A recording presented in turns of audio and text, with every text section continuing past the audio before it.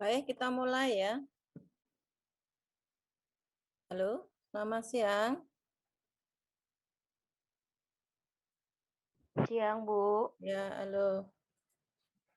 Baik, selamat siang semuanya. Selamat Eh, siang. Mohon untuk sebelum kita mulai untuk kameranya bisa dinyalakan semua ya. Jadi untuk narsumnya juga biar tahu siapa-siapa pesertanya yang hadir siang ini. Baik, Assalamualaikum warahmatullahi wabarakatuh. Selamat siang untuk teman-teman dan adik-adik yang hadir di webinar sharing mengenai bagaimana mendapatkan beasiswa belajar di Jepang ya. Di hari ini Mbak Medi akan sharing sedikit pengalaman, jadi nanti bisa dilihat, didengar bagaimana pengalaman Mbak Medi ketika mendapatkan beasiswa di sana. Jadi barangkali nanti pembahasannya hanya di topik ini, kalau yang di luar itu nanti bisa komunikasi tersendiri ya. Itu acara ini diselenggarakan oleh Odiva Tourism Consultant. Odiva berada di Sidoarjo, kantor pusatnya. Kebetulan Odiva Tourism Consultant sering mengadakan untuk hari Senin, kami juga mengadakan Zoom, tapi untuk kepariwisataan. Jadi bidang pelatihannya ada di pariwisata juga bisnis ya. Untuk yang Senin itu pelatihan tour planning ya. Jadi untuk di pariwisata biasanya yang bikin-bikin paket tour itu namanya tour planner. Untuk saat ini kita pembahasannya untuk materi yang di tour untuk studi ya. Jadi selanjutnya silakan Mbak Medi untuk memperkenalkan diri dan sharing mengenai tip-tip yang dimaksud. Oke, monggo.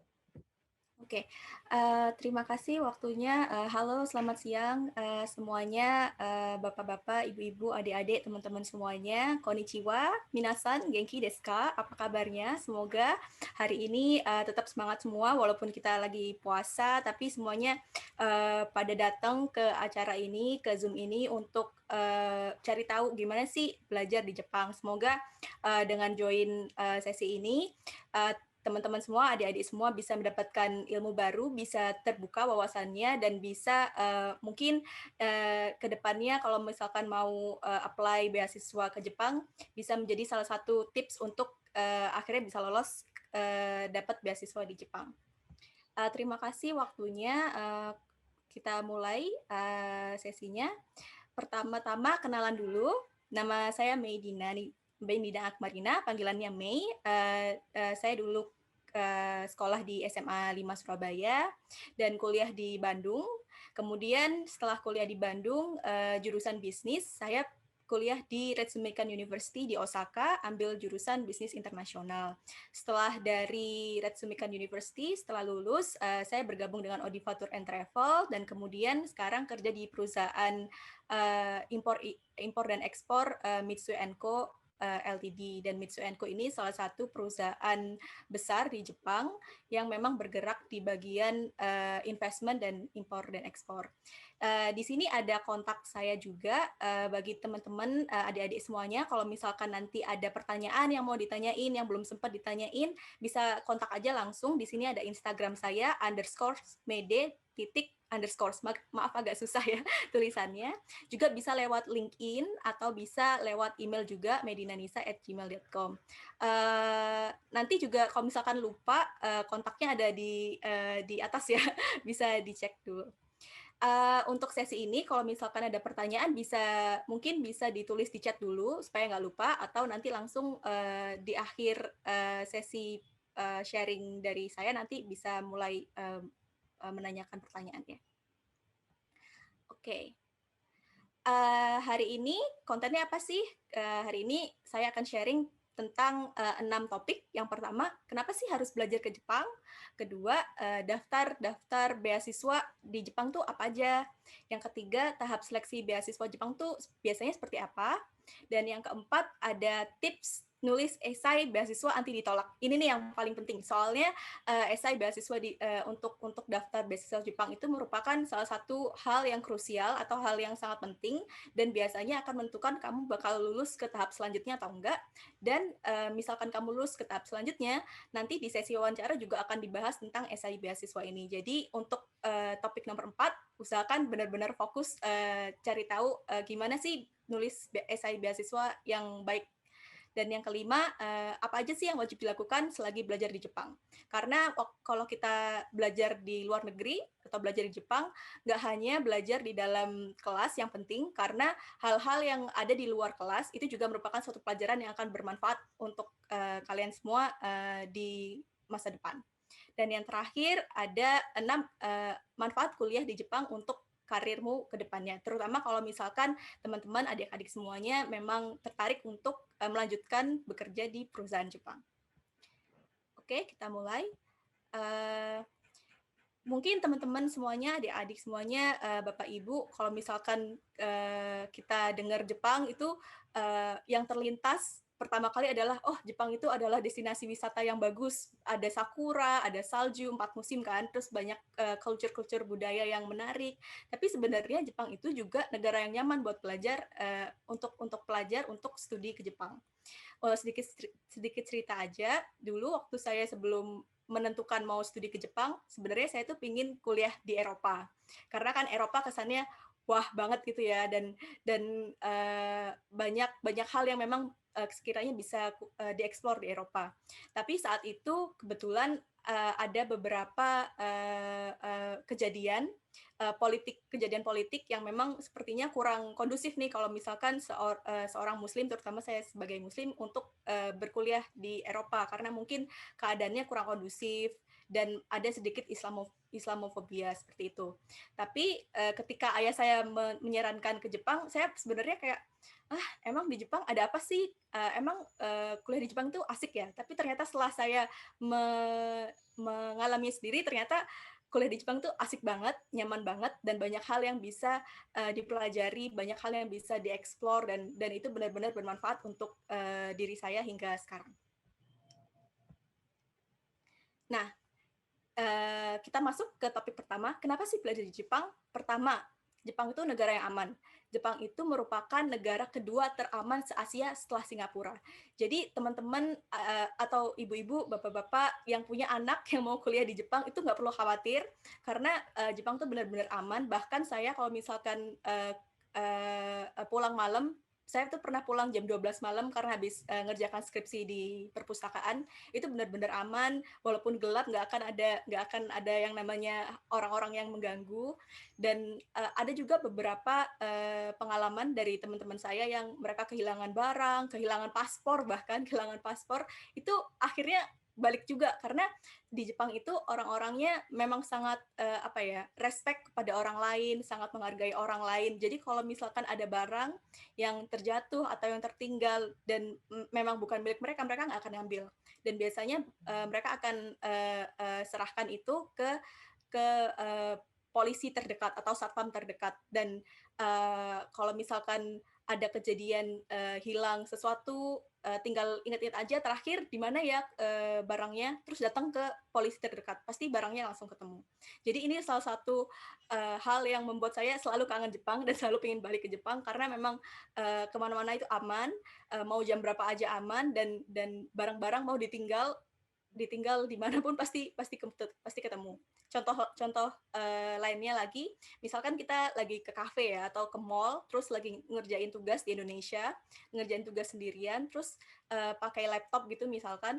Kalau misalkan tiba-tiba pingin ke kamar mandi gitu ya, kita nggak akan bisa ninggal laptop kita di Indonesia walaupun itu di kafe sendirian, karena kita pasti was-was ya, aduh nanti kalau misalkan ada yang ngambil gimana, kalau misalkan ada yang hilang gimana. Tapi kalau di Jepang itu tuh udah biasa banget. Jadi kalau misalkan zaman-zaman saya skripsi di Jepang kemarin, saya benar-benar ninggalin dompet, ninggalin laptop sembarangan tuh benar-benar aman gitu sih. Tapi ya jangan jadi alasan untuk ya udahlah gitu. Tapi tenang aja sih, sebenarnya Jepang benar-benar aman banget. Dan yang kedua, kualitas pendidikan di Jepang itu benar-benar terbaik se-Asia. kalau misalkan kita lihat di presentasi ini, di sini ada World University Ranking, ranking universitas sedunia. Universitas-universitas di Jepang itu masuk ke dalam 100 universitas terbaik sedunia. Yang pertama ada Universitas Tokyo. Universitas Tokyo itu yang paling bagus di Jepang, itu nomor 24. Ada Kyoto University, ada Tokyo Institute of Technology, dan ada Osaka University.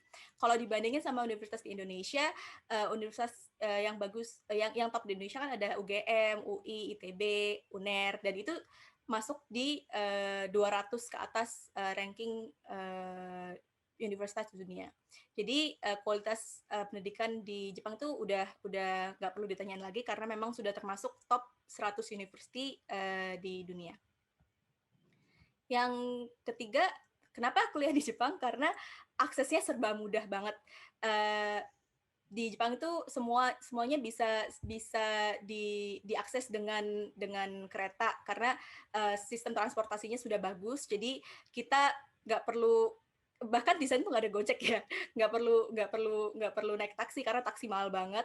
Dan kalau jadi siswa atau mahasiswa di Jepang, kita tuh bakal dapat namanya kartu transportasi khusus mahasiswa, dan itu memang sudah didukung oleh pemerintah Jepang. Jadi istilahnya dapat subsidi gitu.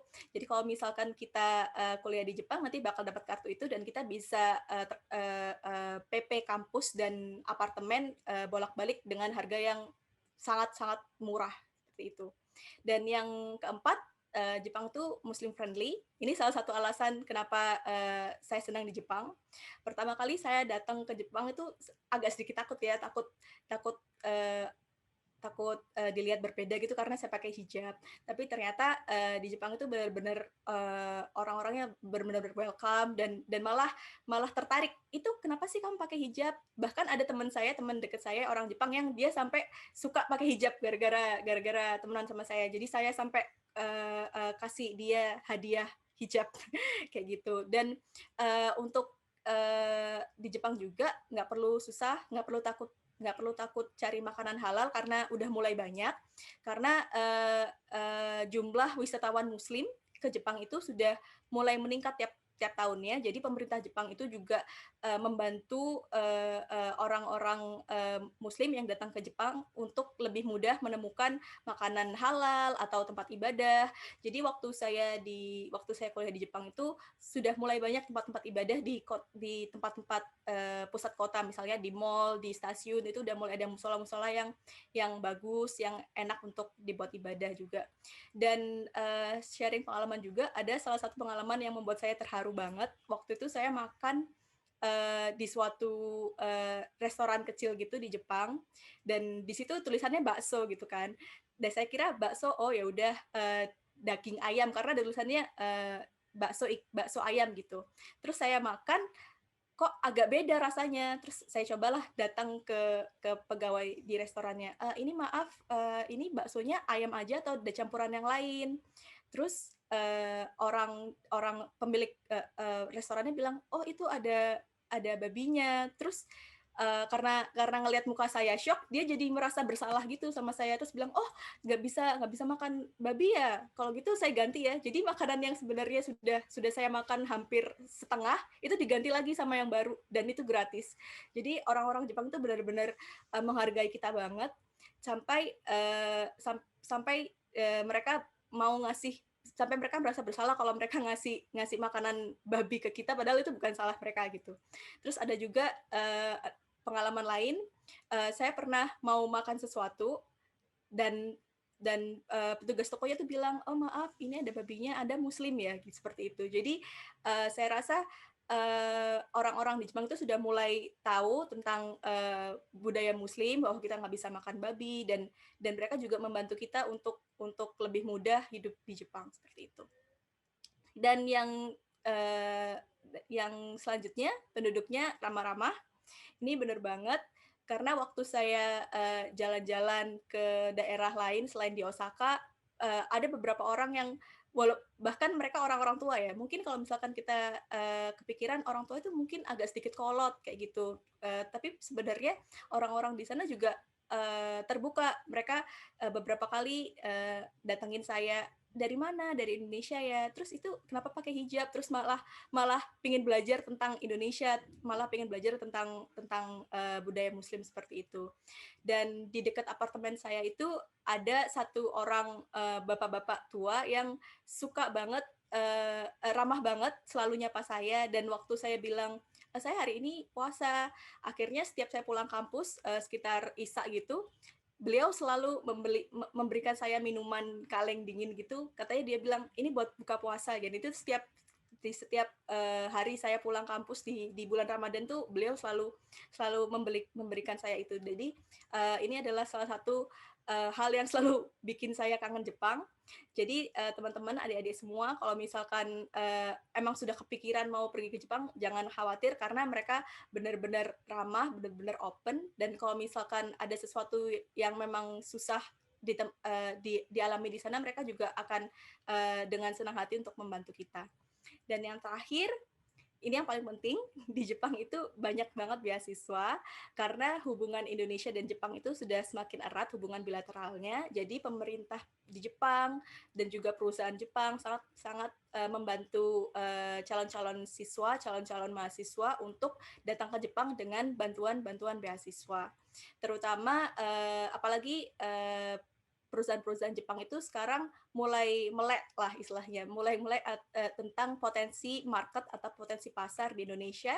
Jadi mereka berbondong-bondong ingin mengetahui tentang Indonesia, gimana sih cara sukses buka bisnis di Indonesia. Jadi mereka sangat ingin punya banyak insight dari orang lokal Indonesia. Jadi kalau misalkan mereka punya banyak karyawan Indonesia, mereka kan istilahnya bisa lebih tahu gimana sih cara sukses di Indonesia. Dan salah satu cara mereka untuk menggait karyawan itu adalah dengan beasiswa. Jadi ada beberapa memang beasiswa Jepang yang memang ada ikatan dinasnya seperti itu.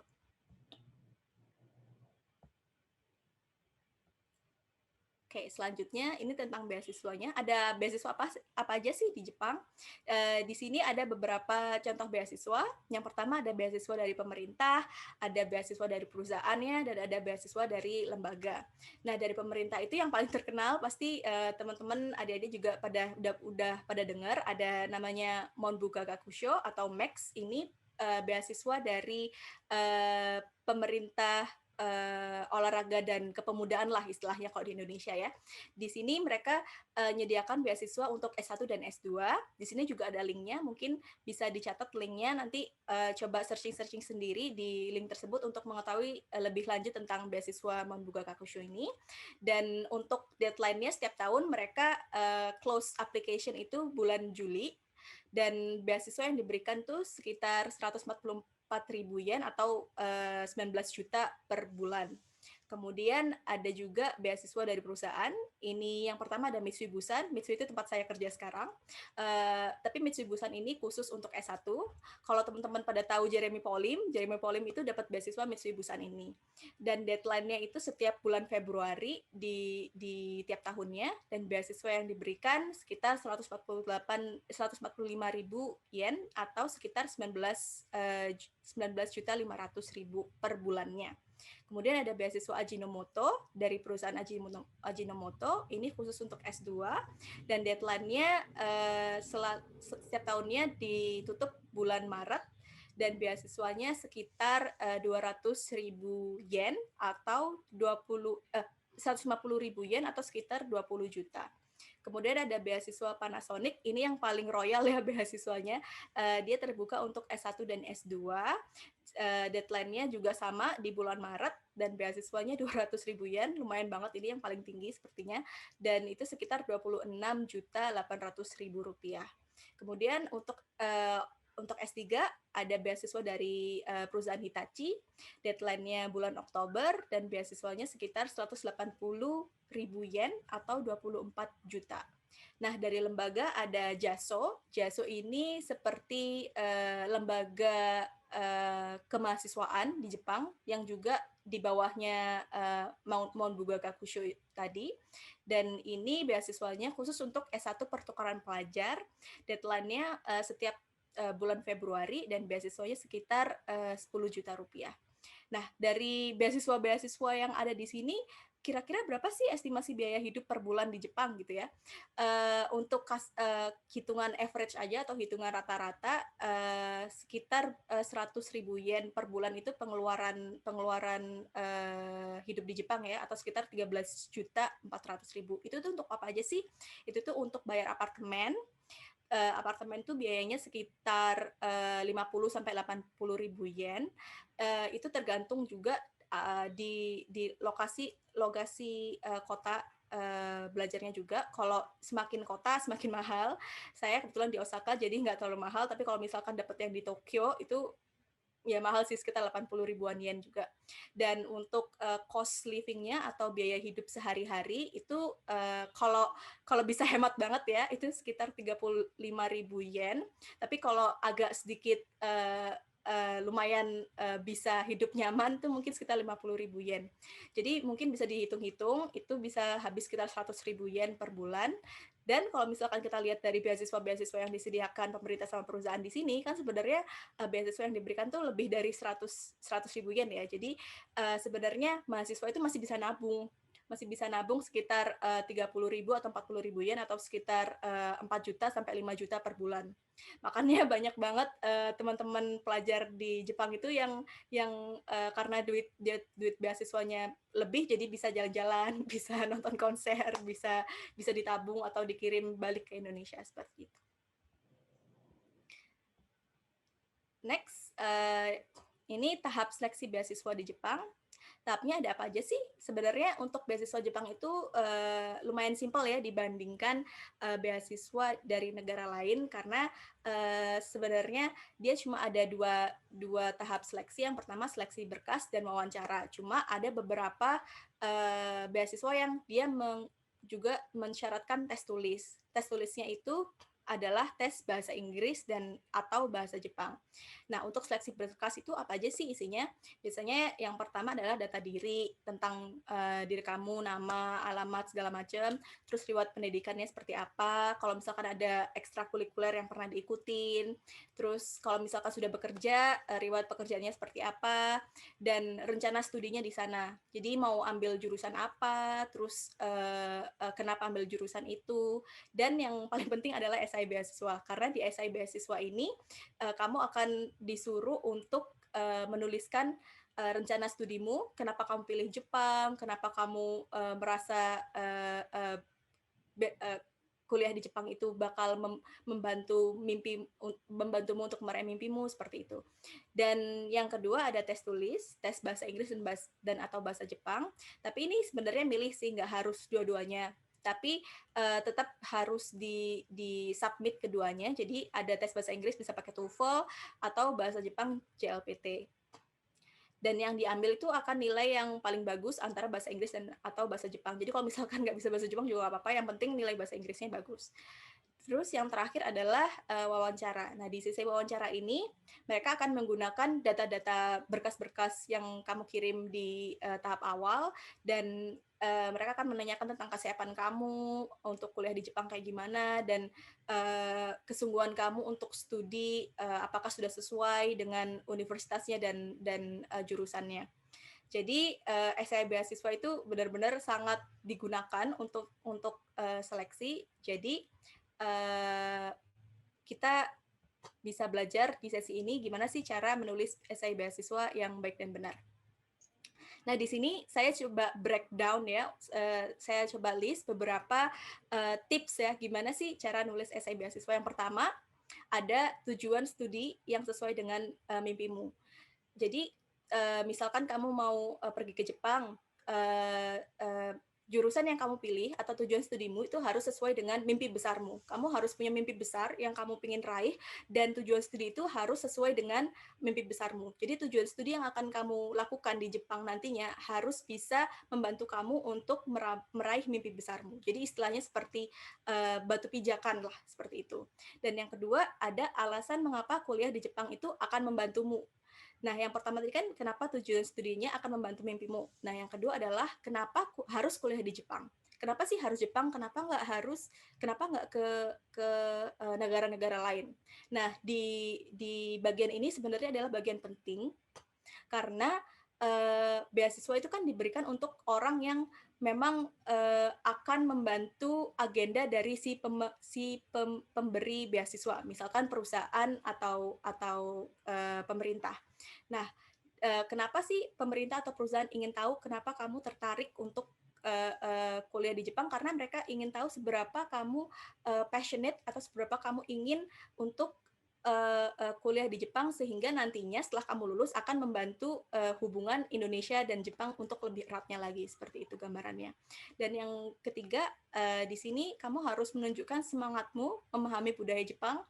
Dan yang keempat, ada rencana kegiatan di Jepang. Itu nanti kamu mau ngapain aja selain belajar ya, pastinya pasti belajar. Tapi selain belajar itu akan ngapain? Dan yang terakhir, kamu juga harus tulis kontribusimu ke depan kepada hubungan Jepang dan Indonesia. Seperti itu. Ini contoh beasiswa, contoh esai beasiswa yang saya tulis waktu saya apply ke beasiswa ke Jepang beberapa tahun lalu. Nah, di sini saya tulis yang pertama, tujuan studi. Kenapa sih saya ingin ambil jurusan itu di Jepang? Nah, saat itu jurusan yang saya ambil adalah bisnis internasional, dan di sini saya tulis kalau saya itu memang sudah passionate atau sudah sangat pingin banget untuk untuk berkecimpung di dalam dunia bisnis. Dan di sini saya tulis saya itu dari kecil suka bisnis dan lainnya. Terus yang kedua, alasan mengapa kuliah di Jepang bisa membantumu. Nah, di sini saya tulis yang pertama, saya belajar bahwa walaupun Jepang dan Indonesia itu dulu ada riwayat yang kurang mungkin mengenakan karena dulu kita pernah dijajah Jepang, tapi kita lihat hari ini Jepang itu merupakan salah satu partner terbesar Indonesia untuk terutama di bagian ekonomi ya, untuk berbisnis. Dan juga Indonesia itu sangat tergantung terhadap hasil bumi di Indonesia, contohnya seafood seperti itu. Jadi walaupun dulu Jepang dan Indonesia itu kurang baik, tapi sekarang mereka hubungannya erat loh. Dan di sini saya bilang bahwa saya melihat keadaan ini akan membuka saya untuk lebih open minded untuk belajar tentang budaya Jepang kalau misalkan saya kuliah di Jepang, seperti itu.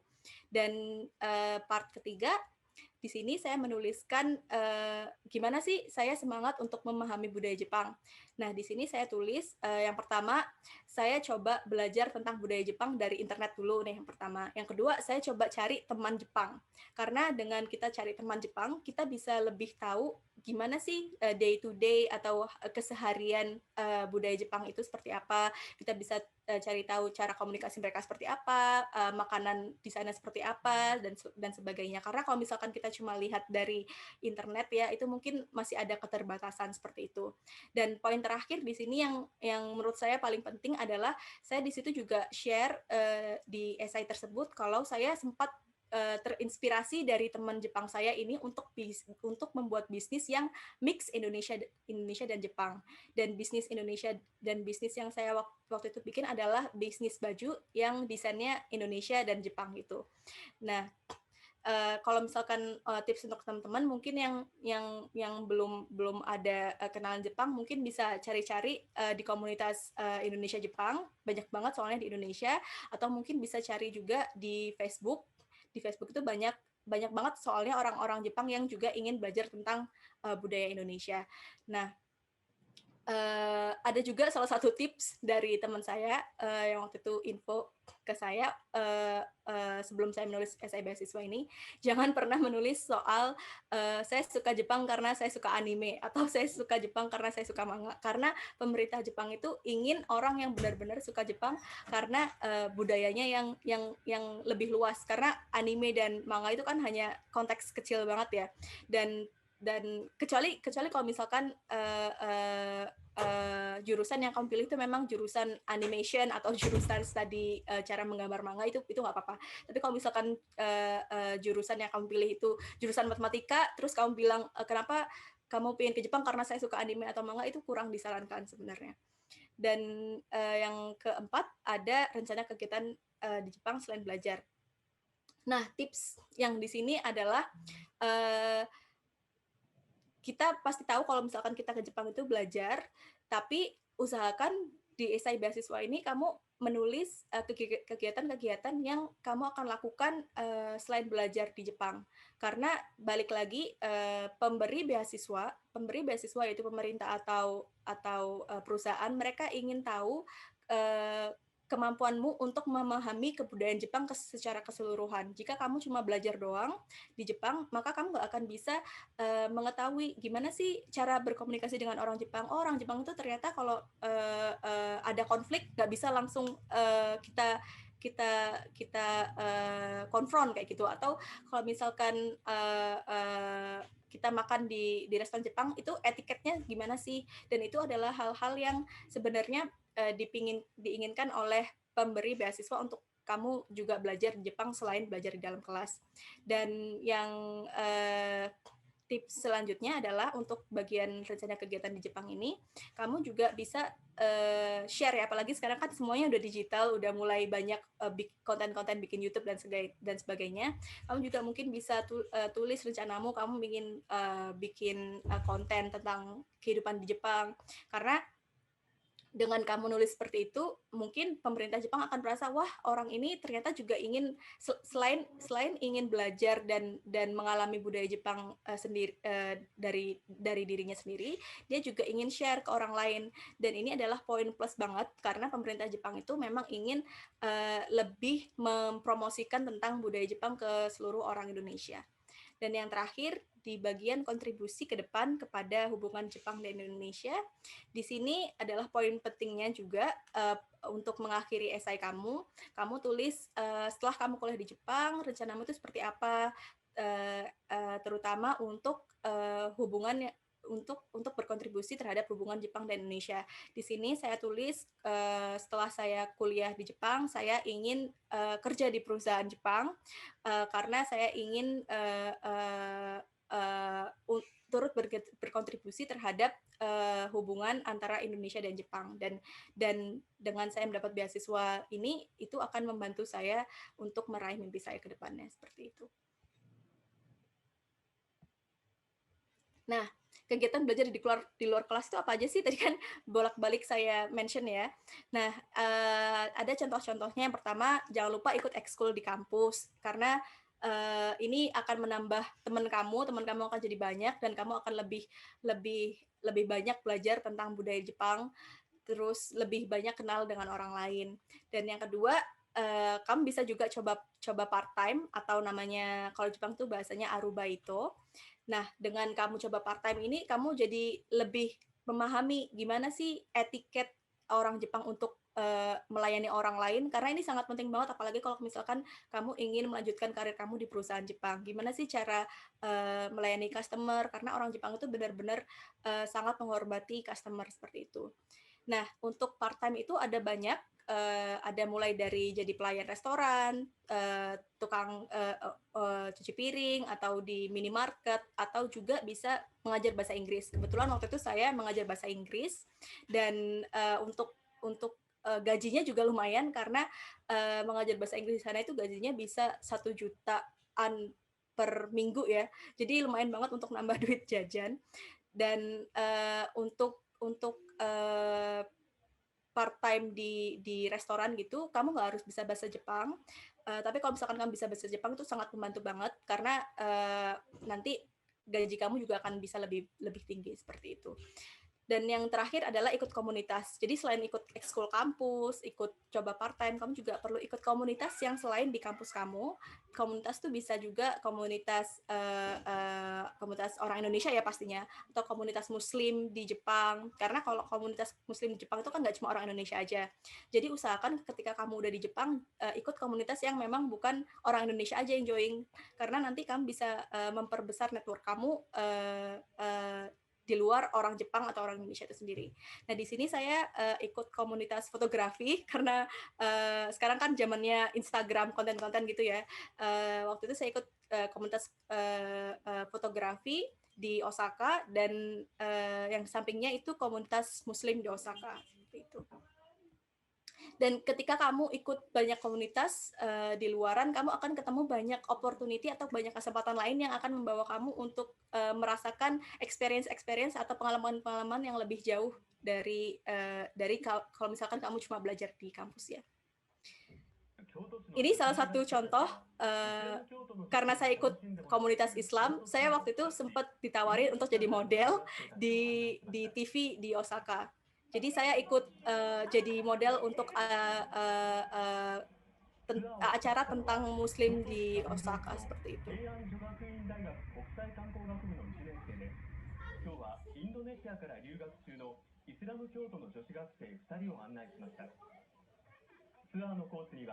清水寺や嵐山といった京都の定番の観光地だけでなく、肌の露出が少なくイスラム教徒の若い女性にも楽しみやすい。 Seperti itu ya. Nah, ini yang terakhir, apa sih dampak baik kamu kuliah di Jepang, terutama kalau kamu dapat beasiswa untuk karir ke depannya, terutama di perusahaan Jepang. Yang pertama, komunikasi. Karena ketika kamu kuliah di Jepang, kamu kan dianggap sudah bisa, sudah tahulah paling tidak cara berkomunikasi dengan orang Jepang. Karena orang Jepang tuh dia ada namanya tatemae atau istilahnya sopan santunnya orang Jepang. Jadi gimana sih cara berkomunikasi itu harus benar-benar lemah lembut, nggak bisa yang orang Indonesia kayak orang Indonesia blak-blakan gitu ya. Sebenarnya orang Jepang itu agak mirip dengan orang Jawa kali ya, karena mereka ada sopan santunnya yang harus kalem seperti itu. Nah, yang kedua adalah gaya kerjanya. Karena orang Jepang itu kan terkenal dengan sifat disiplinnya dan berdedikasi tinggi terhadap kerjaannya atau tanggung jawabnya. Dan ketika kamu kuliah di Jepang, kamu akan belajar itu dari kelas saat kamu berkomunikasi dengan sensei atau gurunya, atau terutama waktu kamu mengerjakan skripsi nanti di Jepang, gimana kalau misalkan skripsi itu harus sesuai dengan jadwal senseinya, atau juga ketika kamu arubaito atau part time, kamu juga akan berhubungan dengan bos kamu atau sacho kamu yang ada di part time tersebut. Gimana sih harus disiplin waktu, karena disiplin waktu itu benar-benar penting banget. Kalau misalkan telat 1 menit itu sebenarnya udah jadi salah satu hal yang cukup membetekan ya untuk orang Jepang. Dan kalau kamu sudah kuliah di Jepang, berarti kan sebenarnya kamu sudah mulai teradaptasi dengan gaya kerja orang Jepang seperti itu, sehingga perusahaan Jepang itu akan lebih melirik kamu dibandingkan aplikan lain yang dia belum pernah berhubungan dengan Jepang misalnya. Dan yang ketiga adalah wawasan tentang Jepang. Ini sebenarnya yang penting karena ketika kamu bekerja di perusahaan Jepang, kamu akan dihadapkan dengan beberapa case atau beberapa kasus di mana misalkan perusahaan Jepang ingin melakukan bisnis di Indonesia, dan biasanya itu mereka itu kepikiran apa sih yang bisa dibawa, bisnis yang bisa dibawa dari Jepang ke Indonesia seperti itu. Nah, kalau misalkan kamu sudah kuliah di Jepang, udah punya wawasan tentang Jepang, jadi kamu tahu dan punya gambaran, oh di Jepang itu ada makanan enak, gimana kalau kita bawa ke Indonesia, seperti itu. Karena di situ kamu akan mendapatkan nilai value, nilai tambahan dibandingkan orang lain ya misalkan. Karena kamu sebagai orang Indonesia nggak cuma bisa memberikan pandangan tentang market di Indonesia, tapi kamu juga bisa menambahkan pandangan tentang market di Jepang juga. Jadi istilahnya kamu bisa mendapatkan 2 benefit di situ. Nah, sekian dari saya. Terima kasih banget sudah mendengarkan saya share panjang lebar. Semoga nggak bosan dan semoga bisa menambah wawasan dan pengetahuan, dan semoga semakin semangat untuk mencari-cari beasiswa untuk pergi ke Jepang. Nah, di sini ada salah satu quote dari Albert Einstein. Di sini quote yang saya suka banget dan kebetulan saya masukin ke esai beasiswa saya. Di sini Albert Einstein bilang bahwa hanya orang-orang yang mengabdikan dirinya untuk suatu tujuan dengan segenap kekuatan dan jiwa yang dapat menjadi master sejati. Intinya, kalau kamu punya mimpi, kalau kamu punya tujuan yang benar-benar kamu ingin raih, kamu harus benar-benar melakukan atau memberikan segala sesuatu yang ada di diri kamu atau segenap kekuatan dan jiwa untuk meraih mimpi tersebut. Sekian, terima kasih. Jika ada pertanyaan, silahkan. Baik, terima kasih Mbak Medi. Mungkin dari adik-adik, teman-teman yang hadir di sini ada yang perlu ditanyakan, ada yang kurang jelas? Silakan mungkin angkat tangan atau chat.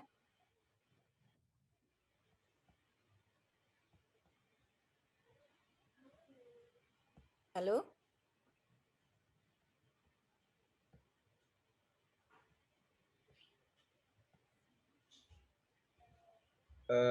Ya mohon izin Bu Betty, Iya, mau iya, Pak. tanya Bu. Iya, Oke. silakan. Ya, terima kasih atas waktunya. Untuk Mbak Mei, saya mau tanya Mbak, ini kan dari pengalaman yang ceritakan Mbak Mei tadi kan, Mbak Mei itu udah pernah bekerja atau berkuliah di Jepang, Pak Ngi. Nah, yang saya tahu itu kan di setiap negara itu kan memiliki apa ya, budaya kerja, budaya organisasi yang berbeda-beda gitu kan. Nah, untuk di Jepang sendiri itu budayanya seperti apa, Pak Ngi? Untuk budaya kerjanya, budaya kalau di dalam organisasi itu seperti apa gitu. Jadi dari budaya itu tadi dibentuk mulai dari SMP, SMA atau udah dari lahir gitu ya, dari keluarganya. Seperti itu. Jadi dari budaya itu kalau semisal budaya itu baik kan bisa diterapkan di Indonesia gitu, khususnya di satu organisasi gitu. Betul. Itu terima kasih Bu Betty. Terima kasih pertanyaannya. Ini saya panggilnya Mas Anis atau Mas Udin atau? Ya Mas Anis saja nggak apa-apa Mbak. Oke. Tapi teman-teman biasanya manggilnya Mas Siro. Oh, Mas Hiro. Oh ya, Kan itu boleh Dipin. kalau misalkan mau ke Jepang ya, itu lebih cocok Mas. Soalnya lebih Oh gampang iya, buat iya orang kan. Jepang, Shiro. Iya, tapi ini Artinya Mbak. putih, Mas. Iya, tapi berlawanan Mbak. Ini orangnya hitam soalnya. Kalau Siro kan putih. Betul, Mungkin betul. ya. Makasih pertanyaannya, bagus banget pertanyaannya. Untuk budaya kerja atau budaya organisasi di Jepang, yang pertama soal tepat waktu ya, itu penting banget. Karena ada suatu kejadian ketika teman saya itu waktu istilahnya ospeknya gitu ya. Kalau ospek di Jepang itu nggak kayak Indonesia perpeloncoan gitu, nggak cuma acara gathering bareng-bareng, acara kumpul-kumpul bareng, terus tapi harus tepat waktu. Nah di situ pernah kita orang-orang Indonesia nih ya, biasa karena baru pertama kali datang ke Indonesia, jadi belum terbiasa dengan budaya Jepang gitu. Jadi kita orang-orang Indonesia telat semua. Kita telatnya nggak main-main, kita telat 15 menit gitu kan. Terus waktu kita datang, terus orang-orang pada ngeliatin kita kayak, ih, ini orang dari mana sih gitu kan. Terus setelah acara itu akhirnya kita dipanggil sama istilahnya guru BK-nya gitu ya. Kita dipanggil terus dan dinasehatin, kalian tuh udah di Jepang, kalau di Jepang tuh tepat waktu tuh penting banget. Bahkan telat 1 menit pun tuh kita harus ngabarin. Paling nggak kita ngabarin kalau memang kita sudah pasti tahu kita akan telat, kita harus ngabarin ke orang yang bersangkutan. Karena kalau misalkan kita telat dan kita nggak ngabarin tuh dianggap nggak sopan dan sebenarnya bisa merusak hubungan pertemanan atau hubungan kerja ya terutama. Saya pernah ada pengalaman waktu itu saya janjian sama teman Jepang saya cuma berdua aja dan saya telat 10 menit dan saya nggak ngabarin karena saya pikir oh ya udahlah 10 menit gitu kan ya. Tapi itu dia benar-benar marah, dia benar-benar yang tersinggung banget. Jadi sampai bisa membuat hubungan pertemanan itu jadi rusak. Jadi yang pertama tepat waktu, karena bahkan kereta pun tuh selalu tepat waktu loh ya. Kalau misalkan keretanya telat 1 menit aja, itu konduktornya atau masinisnya tuh bakal datang ke setiap gerbong satu-satu buat minta maaf sambil bowing gitu. Itu yang pertama. Dan yang kedua, salah satu hal yang penting juga, kita harus menghormati orang lain atau respect ke orang lain. Cara menghormati orang lain tuh banyak caranya. Yang pertama tadi tepat waktu. Yang kedua, ketika kita berbicara dengan orang lain, berkomunikasi dengan orang lain, kita nggak boleh istilahnya mau menang sendiri gitu. Kita harus menghargai opini orang lain dan berusaha menyenangkan hati orang lain. Nah, berusaha menyenangkan hati orang lain ini salah satu budaya Jepang yang banyak banget saya temui ketika saya kuliah di Jepang. Karena misalnya nih contoh ya, saya baru beli barang baru gitu, mereka langsung bilang, ih bagus ya beli di mana, ih bagus ya beli di mana, padahal sebenarnya biasa aja gitu. Itu dilakukan karena mereka ingin menyenangkan hati orang lain, dan itu salah satu budaya Jepang yang memang sangat umum dan sangat dilakukan di kalangan mereka juga. Dan untuk pertanyaan sejak kapan sih mereka melakukan budaya seperti itu sebenarnya sejak kecil banget. Jadi waktu TK pun tuh mereka sudah diajarin seperti itu. Makanya nggak heran kalau misalkan di Jepang tuh nanti kalau misalkan teman-teman udah bisa kuliah di Jepang, nanti teman-teman bisa lihat banyak banget anak kecil yang mereka bisa berangkat sekolah sendiri, bisa nyapu di kelas sendiri, karena di sekolah-sekolah Jepang tuh nggak ada namanya tukang cleaning service gitu ya. Mereka harus bersihin sendiri. Itu salah satu cara Jepang untuk mendidik karakter anak-anaknya sejak dini, seperti itu. Semoga menjawab ya, Mas Siro.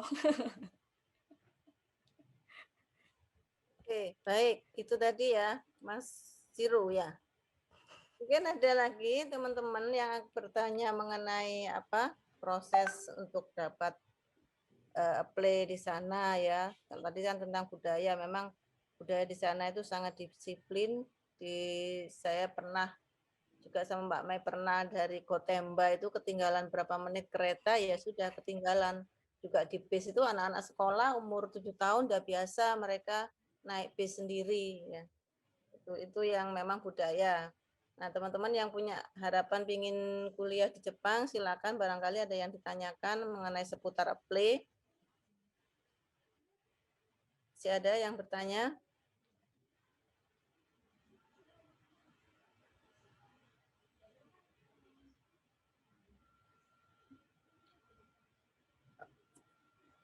Dulu Mbak Medina berapa lama proses untuk apply ya sampai diterima itu?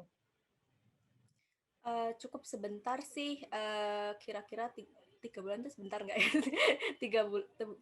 Untuk prosesnya sendiri itu 1 bulan, tapi kan kita harus siap-siap beasiswa, esai beasiswanya dan beberapa administratif lainnya, misalkan tes TOEFL dan seperti itu.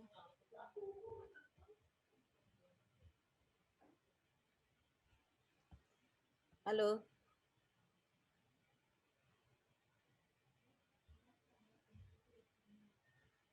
Halo. Dengarkah? Dengar ya. Oke. Tadi kok keputus Mbak Medina nerangkan. Oh. Ya. Baik. Nah, untuk proses penerimaan ya, kalau setelah punya pengalaman kuliah di Jepang, terus masuk di perusahaan Jepang, apa ada prioritas ya, terutama yang mereka pernah kuliah di Jepang? Untuk kerja di Jepang, prioritas sih yang tertulis nggak ada, karena nggak mungkin ditulis prioritas pernah kuliah di Jepang seperti itu. Sebentar ya. Tapi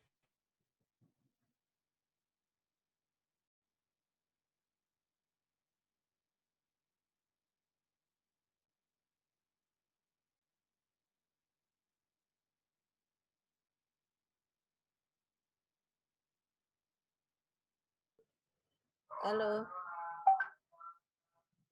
Jadi Mbak Medinya, jadi teman-teman yang saat ini mulai punya angan-angan, ada keinginan mendapatkan beasiswa di Jepang, mungkin sudah bisa prepare seperti tadi masukan dari Mbak Medina. Jadi ada beberapa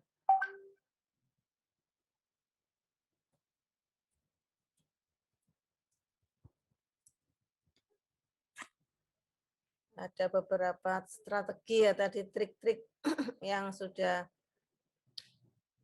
diberikan oleh Mbak Medina. Nah, barangkali mungkin saat ini belum ada yang bertanya, nanti setelah terpikir, setelah kegiatan ini bisa bertanya ya. Tadi kan sudah diberikan linknya di Instagram, juga ada emailnya ya.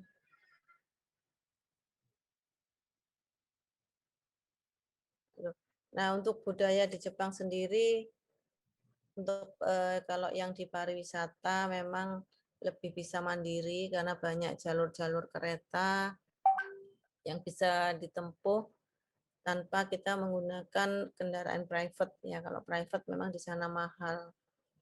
Jadi lebih murah menggunakan transportasi kereta karena memang jalur kereta di sana semua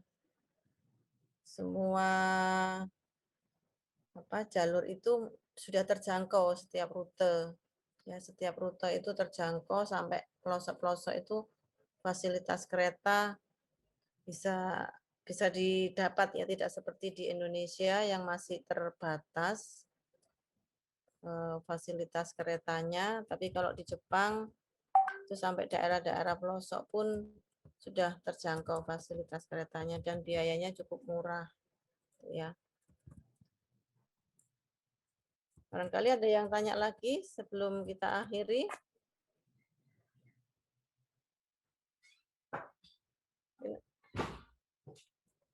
Ini apa ini? Sebentar ya.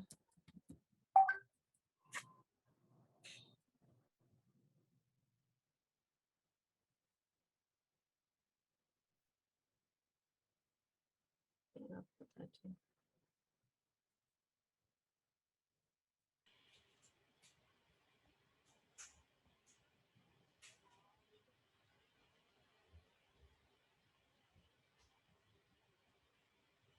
Mbak Medinya hilang. Oh ya, halo. Ya, Maaf tadi komputernya mati, baterainya habis. ya proses tadi yang masalah kalau kita Kerja punya di perusahaan Jepang. ya, punya pengalaman kerja. Untuk perusahaan Jepang, mereka memang akan lebih melihat orang-orang yang sudah pernah kuliah di Jepang, karena dari pengalaman saya sendiri ketika saya wawancara di perusahaan Jepang yang sekarang tempat saya kerja itu, mereka lebih banyak bertanya, kemarin kuliah di Jepang, kuliah di mana, terus kota apa aja yang kamu pelajari di sana, terus beasiswanya dapat dari mana, seperti itu. Dan ketika wawancara itu juga ditanya, kira-kira kalau misalkan kamu punya ide bisnis antara Jepang dan Indonesia, apa nih yang bisa dilakukan gitu. Jadi itu saya rasa adalah salah satu contoh gimana perusahaan Jepang itu melihat orang-orang yang memang pernah kuliah di Jepang. Dan teman-teman kerja saya sendiri itu banyak banget yang memang lulusan dari universitas di Jepang. Jadi mereka selain lulusan dari Jepang, mereka juga bisa bahasa Jepang. Jadi itu akan membantu banget ketika kerja di perusahaan Jepang, karena kan orang-orangnya juga orang-orang Jepang, jadi lebih gampang untuk berkomunikasi dengan mereka dengan bahasa Jepang. Oke, terima kasih. Ada lagi teman-teman, ada yang perlu bertanya sebelum kita ini ada pertanyaan dari Fariha. Oke, silakan dijawab. Untuk saya sendiri, saya dapat beasiswa dari JASO. JASO itu salah satu bagian dari MEX atau pemerintah yang Kementerian Olahraga dan Pendidikan itu, atau kalau di Jepang namanya Monbugo Kakusho. Tapi JASO-nya itu lebih ke antara mahasiswa seperti itu. Dan waktu itu kebetulan JASO ini kecil ya, beasiswanya cuma 80.000 yen, tapi dia juga membantu di bagian apartemennya. Jadi apartemennya itu subsidi silang seperti itu. Jadi ada beberapa persen yang di-cover sama beasiswa tersebut. Kalau beasiswa yang lain itu mereka tidak meng-cover apartemennya.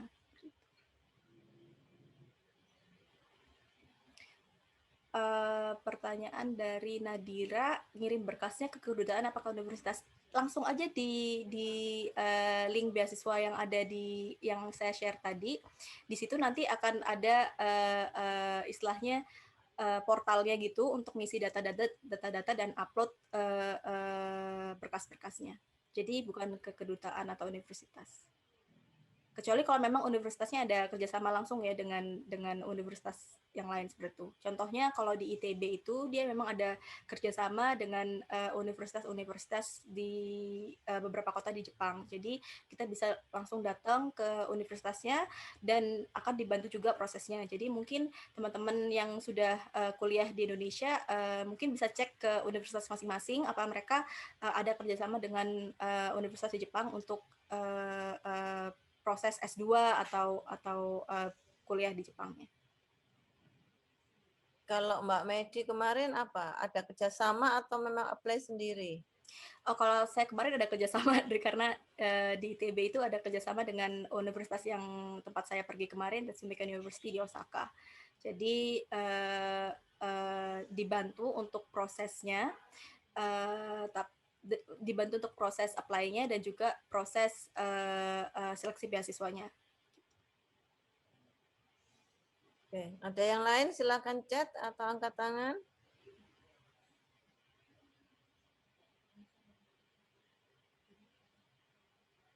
Cukup ya? Ada yang perlu ditambahkan lagi Mbak Medina? Ya, terima kasih banyak semuanya Bapak Ibu, teman-teman, adik-adik semuanya. Kalau misalkan masih ada yang mau tanyain, mungkin mau nanya tapi lupa mau nanya apa atau mau nanya tapi malu, bisa aja langsung kontak saya di sini.